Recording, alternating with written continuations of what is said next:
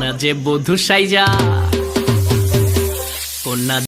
তো hello everyone, কি অবস্থা সবার? চলে আসলাম ননদের গায়ে হলুদের ব্লগ নিয়ে। তো গ্রামের বিয়ে যেহেতু, তো বিয়েতে কি কি করলাম আর কি কি নিয়মকানুন পালন করলাম, তো পুরোটাই দেখাবো এই ব্লগে। তো দেখতে থাকেন। তো এখন বাজে হচ্ছে 3টা, তো সবাই রেডি হওয়ার জন্য চলে গেছে। তো এখন আমি আর আমার ভাগ্নি রেডি হব। তো আজকে হচ্ছে আমি এই গায়ে হলুদের জন্য এই হলুদ শাড়িটা পরবো সবুজ পাড়ের, আর সাথে হচ্ছে এই ফুল গহনা সেটগুলো পরবো। তো আজকে আমি আর আমার ভাগ্নি রেডি হব একসাথে। আর এই যে এটা কিন্তু সবুজ চুড়ি, কালো দেখা যাইতেছে। তো আমার ভাগ্নিও চলে আসছে রেডি হওয়ার জন্য। তো আমার ঘরে শুধু আমি আর আমার ভাগ্নি রেডি হব। তো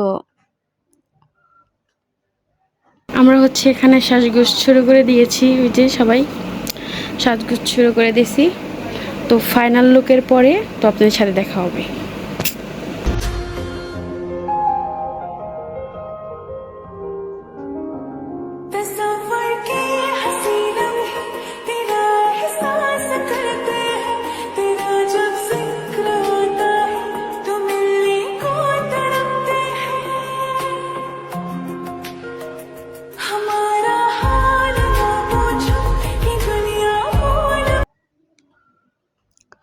তো আমরা সবাই রেডি হয়ে গেছি, কিন্তু জানেন ভাগ্যটা এত খারাপ, কি বলবো।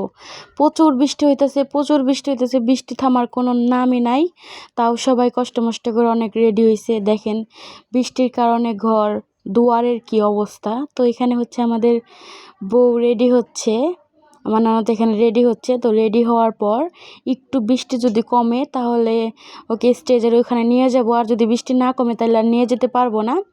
তো এই যেখানে হচ্ছে ও রেডি হইতেছে, দেখতেই থাকেন ভিডিওটা।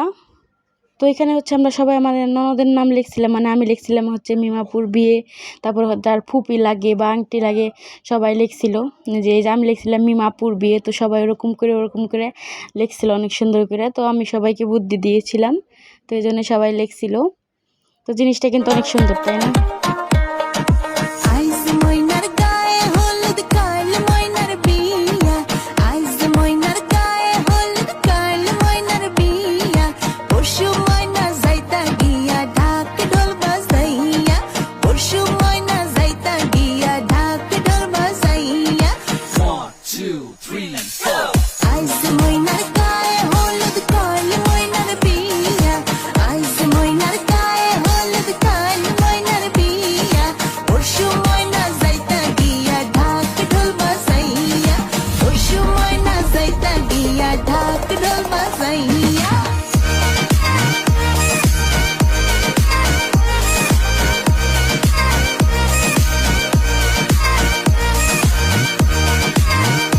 তো একটু বৃষ্টি কমার পর নিয়ে চলে আসলাম স্টেজে, কিন্তু স্টেজের অবস্থা দেখে আমরা তো পুরাই পাগল হয়ে গেছি।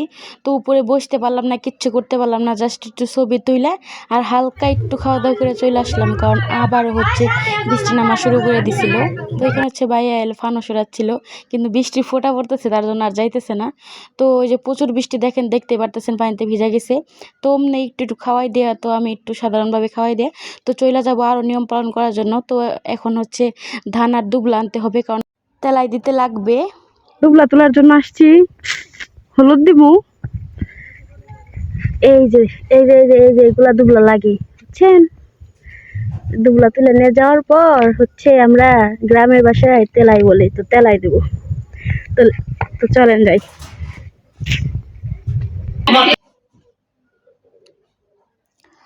তো হচ্ছে দুবলা নিয়ে চলে আসছে, এখন ধান আনতে হবে।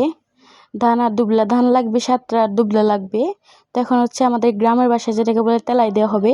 আর হচ্ছে তেলাই দেওয়ার জন্য যে ডালা সাজানো হয়েছে, তো আমাদের গ্রামের নিয়মে এরকমভাবেই ডালা সাজানো হয় বিয়েতে। তখন এখন হচ্ছে আমার ননদকে সবাই কুলে নেওয়ার চেষ্টা করতেছিল, কিন্তু বাইরে যে পরিমাণে বৃষ্টি হয়েছে আর রাস্তায় প্রচুর প্রচুর পরিমাণে কাদা থাকার কারণে কেউ আর রিস্ক নিল না, কারণ পড়ে গেলে মাজা শেষ।